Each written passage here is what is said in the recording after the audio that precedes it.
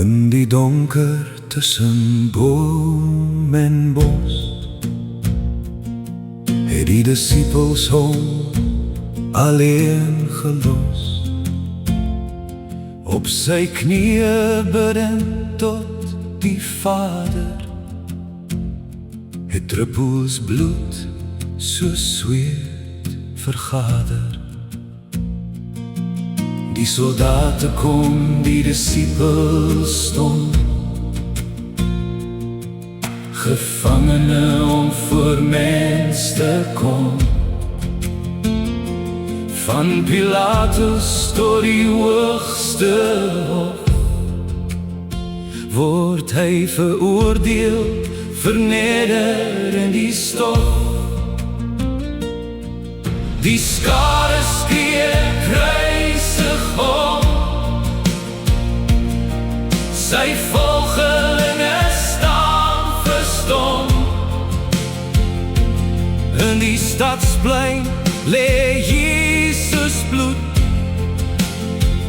vertel 'n storie van sweep en woed. Als struikelend langs trap en pad, kyk mense na sy pyn en smart. Met doringkroon en kruis wat druk, en druppels bloed wat wys die pad. Toe die spykers sy voete en hande deurboor, het hy gedink aan my en jou. Aan die kruis van Golgotha het hy gesterf, sodat ons almal die ewigheid kan hê.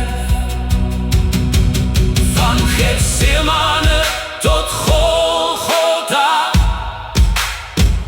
het hy ons almal se straf gedra, sodat die wat in Jesus glo, saam met God drie-enig vir ewig sal word. Sodat die wat in Jesus glo, saam met God drie-enig vir ewig sal word.